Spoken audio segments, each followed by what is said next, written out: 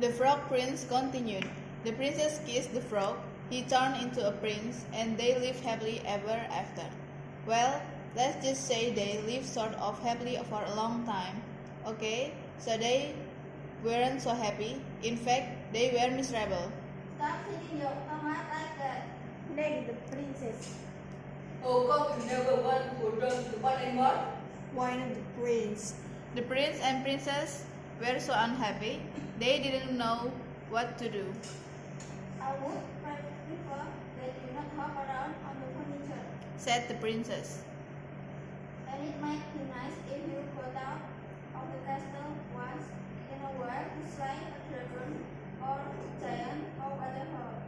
The prince didn't feel like going out and slaying anything. He just felt like running away, but then he reread his book and it said right there at the end of the story, they lived happily ever after, the end. So he stayed in the castle and drove the princess crazy.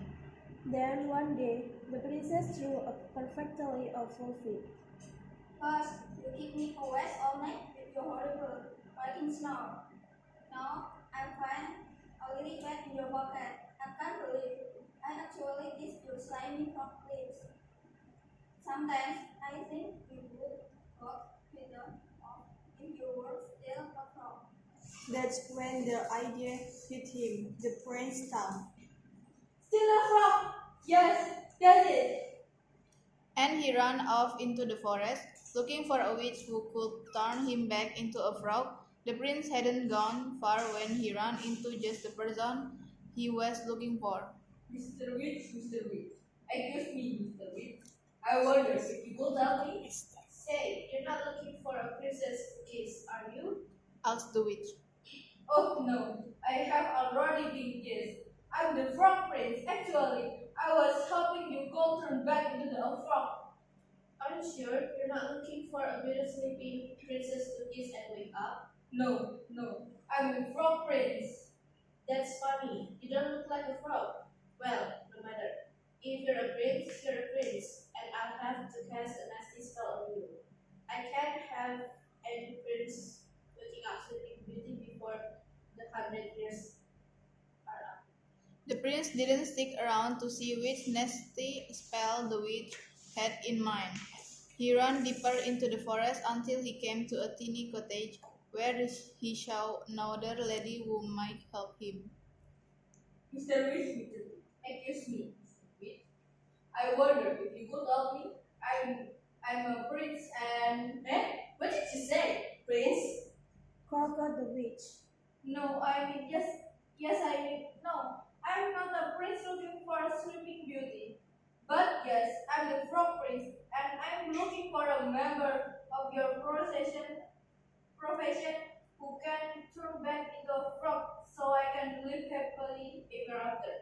Frog prince, you say? That's funny. I thought frog were little green guys with a web feet. Well, no matter. If you're a prince, you're a prince. And I cannot have any princesses queuing Snow White. Here, eat the rest of this apple. The prince who knew his fairy tales and knew a poison apple when he saw one didn't even stay to say, "No, thank you." He turned and ran deeper into the forest. Soon he came to a strange-looking house with a witch outside. Mr. Witch. Excuse me, Mr. Witch. Mr. Witch. Excuse me, Mr. Witch. I wonder if you could help me. I'm in the frog. If you are a frog, I'm a queen of friends. Said the witch. No, I'm not a frog. I'm the frog prince, but I need a wish to turn back into a frog so I can live happily ever after. Can you do it? Said the prince in one long breath. The witch eyed the prince and licked her rather plump lips. Why, of course, Derry. Come right in. Maybe I can feed you in for lunch. The prince stopped on the slightly gummy steps. Something about this house seemed very familiar. He broke off a corner of the window sill and tasted it. Gingerbread. I hope you don't mind my iced But do you happen to know any children by the name of Hansel and Gretel? Why, yes, Prince Darling, I do. I expecting them for dinner. The prince, who, as we said before, knew his fairy tales, ran as fast as he could deeper into the forest. Soon he was completely lost. He saw someone standing next to a tree. The prince walked up to her, hoping she wasn't a witch, for he quite had his fill of witches. Yuk, masuk.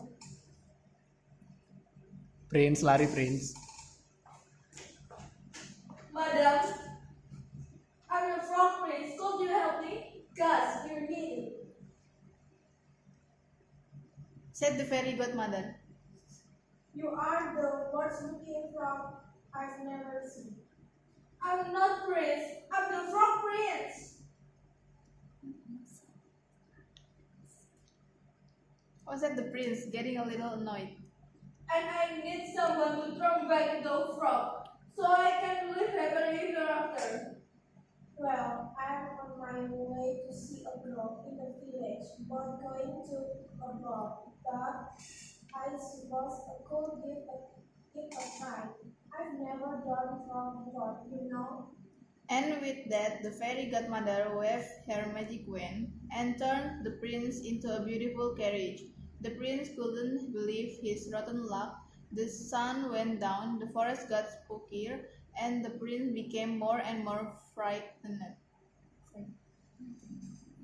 Oh, what an idiot I have been. I could be sitting at home with the princess, living happily ever after.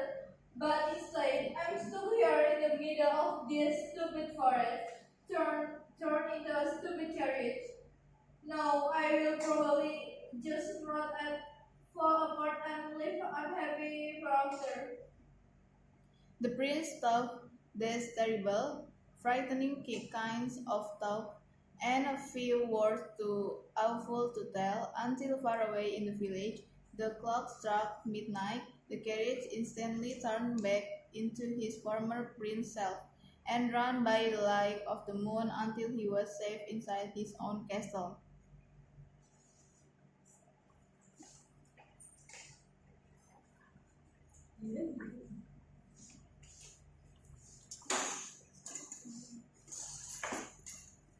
Where have you been? I've been worried sick. You're safe at house, lad. Brokenness is all your clothes are nice. The prince looked at the princess who had believed in him when no one else in the world had. The princess who had actually kissed his slimy frog lips. The princess who loved him. The prince kissed the princess. They were turned into frogs, and they hoped of happily ever after. And the end. Kiss, don't kiss. Kiss lah.